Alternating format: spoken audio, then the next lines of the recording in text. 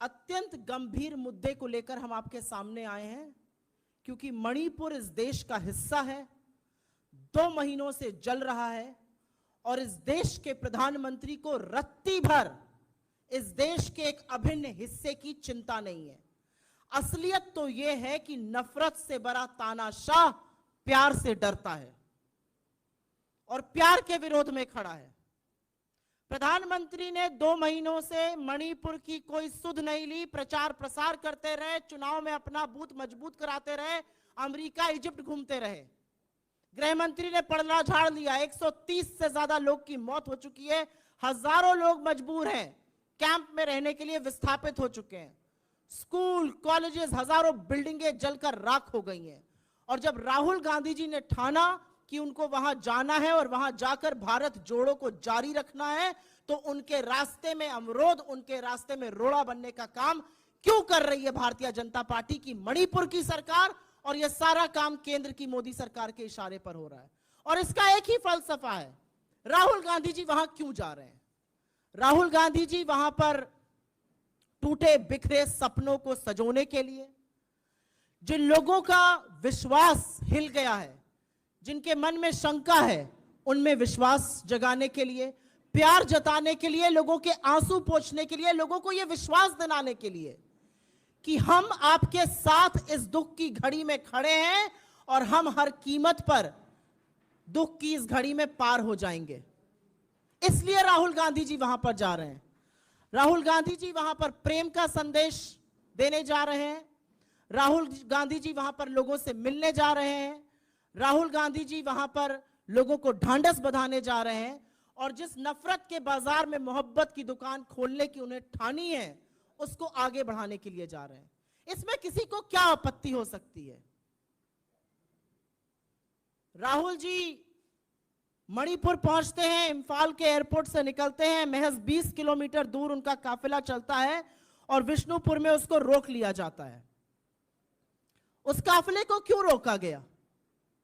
पहले इसी प्रशासन ने कहा आप बाय रोड जा सकते हैं, उस काफिले को रोका जाता है। और जिन लोगों में थोड़ी सी आशा और थोड़ी सी उम्मीद जगी थी, तो कोई तो है जो हमारे साथ खड़ा है, वहां लोग आ जाते हैं, वहां गांव के लोग इकट्ठे हो जाते हैं और उन गांव की महिलाओं पर बर्बरता और निरंकुश पुलिस टीयर गैस के गोले दागती है।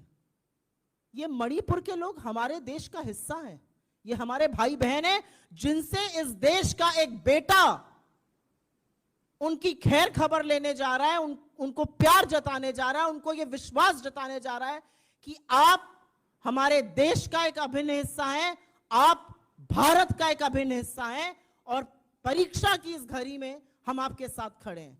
वहां से उनको रोक दिया जाता है और प्रशासन जिसने परमिशन दी थी, ऑब्वियसली उनके पास ऊपर से फोन आता है, उनके पास तानाशाहों का फोन आता है और प्रशासन उनसे कहता है कि नहीं, अब आप ऐसे नहीं जा सकते, अब आप हवाई जहाज से जाइएगा। वो जैसे भी जाएंगे, वो जाएंगे जरूर। और मुझे ऐसा लगता है कि प्रशासन ये रोककर कहीं ना कहीं ये साबित कर रहा है कि वो कितना डरते हैं।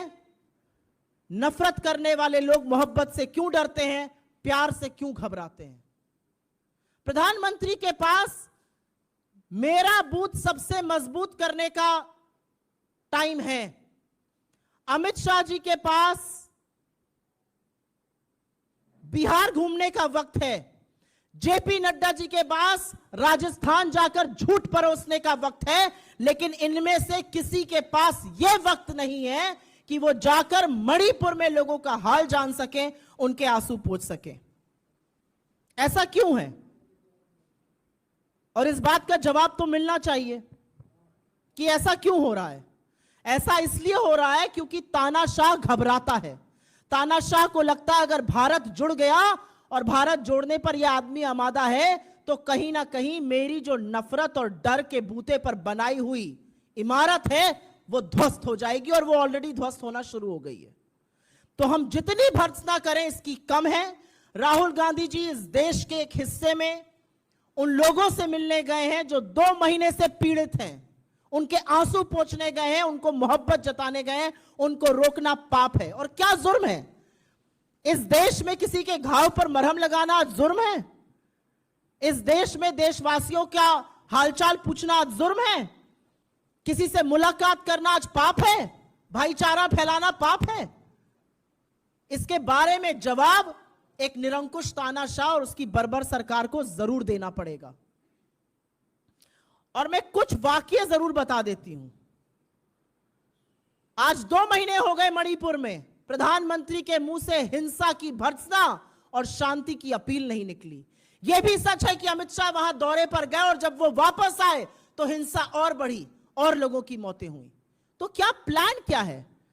एक ऑल पार्टी मीटिंग बुलाई जाती है जिसमें प्रधानमंत्री ही नहीं है। उस मीटिंग में जो एकमात्र रिप्रेजेंटेटिव मणिपुर के हमारे पूर्व मुख्यमंत्री थे, उनको कुल गिनकर 3 मिनट बोलने दिया जाता है। आपका प्लान क्या है मणिपुर में शांति बहाल करने के लिए? मीडिया को मैनेज करके आप मणिपुर की आग और हिंसा को शांत नहीं कर सकते हैं। मणिपुर के लोगों से बात कीजिए, उनका विश्वास जीतिए और जो ये कोशिश कर रहा है उस कोशिश को और आगे बढ़ाइए। और मैं ये इसलिए कहना चाहती हूं क्योंकि कांग्रेस हर बार जब इस देश पर संकट आया है, जब इस देश पर दिक्कतें आई हैं, तो खड़ी हुई है। चाहे वो महात्मा गांधी हो जो नोआखली पहुंच गए थे अपनी जान की बाजी लगाकर और हिंसा को शांत करके अमन चैन बहाल कर ही उन्होंने बात मानी थी, या चाहे वो नेहरू हो जिन्होंने यही दिल्ली में समस्या हुई और वो खुद मैदान में उतर गए, या इंदिरा जी हो जो बेलछी खुद पहुंच गए, और या आज राहुल जी हो जो खुद पहुंच गए हैं और चाहते हैं कि यह हिंसा रुक जाए, क्योंकि हिंसा की लेश मात्र एक सभ्य समाज में जगह नहीं है। लेकिन उनको रोका जा रहा है। रोकना हिंसा को है, बचाना लोगों को है। रोका राहुल गांधी को जा रहा है। और ये पहला वाकया नहीं है। जब हाथरस जा रहे थे तब आपने रोका था, जब लखीमपुर जा रहे थे तब आपने रोका था। हर बार अगर राहुल गांधी जी लोगों के साथ खड़े होने के लिए जाते हैं तो आप रोकते हैं, लेकिन इतिहास भी साक्षी है कि वो जहां जाने के लिए निकलते हैं अंततोगत्वा वहां पहुंचते जरूर है। हम इसकी भर्त्सना करते हैं और इस सरकार से उम्मीद करते हैं कि मणिपुर में जो कोई भी शांति बहाल करना चाहता है, अमन चैन लाना चाहता है, भाईचारा लाना चाहता है, उसके रास्ते में आप अवरोध, उसके रास्ते में आप कांटा नहीं बनेंगे, वरन वहां पर शांति बहाल करने की खुद भी प्रयास करेंगे। आपके सवालों का स्वागत है।